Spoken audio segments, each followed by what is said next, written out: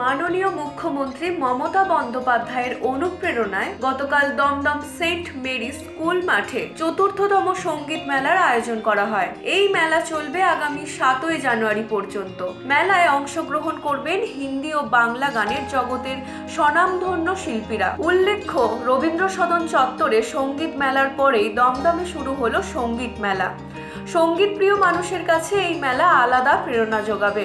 অনুষ্ঠানের শুভ সূচনা করেন দমদমে মাননীয় সাংসদ সৌগত রায় মহাশয়। এছাড়াও উপস্থিত ছিলেন উত্তর দমদমের বিধায়ক চন্দ্রিমা ভট্টাচার্য, দমদমের বিধায়ক ব্রাত্য বসু এবং বরানগরের বিধায়ক তাপস রায় সহ অন্যান্যরাও। উদ্বোধন পর্বের শেষে সকল অতিথিদের উত্তরীয় ও পুষ্পস্তবক দিয়ে বরণ করা হয়। প্রবীণ পাল মহাশয়ের উদ্যোগেই এই সুন্দর একটি সঙ্গীত মেলার আয়োজন করা হয়। আগামী কয়েকদিন ধরে সঙ্গীতের মধ্য দিয়ে দমদম এলাকাবাসীর মন মাতিয়ে তুলবে এই অনুষ্ঠান। আমাদের এখানে কিছুদিন আগে আমরা এখানে খুব বড় করে আমাদের আরেক পৌরপিতা সুরজিৎ রায় চৌধুরী তার তত্ত্বাবধানে আমরা এখানে সারা বাংলা একটা একাঙ্ক থিয়েটার ফেস্টিভ্যাল করেছি এবং সেটা খুব জাঁকজমক করে হয়েছে। থিয়েটার প্রোডাকশন হচ্ছে কি হচ্ছে না তার এটা একটা উত্তর।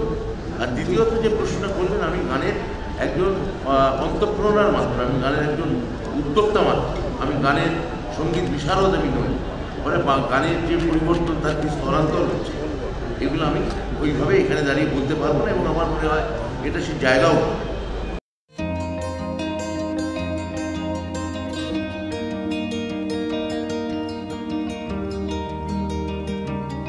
কলকাতা থেকে সমরেশ রায়ের রিপোর্ট, ইউ বাংলা টিভি।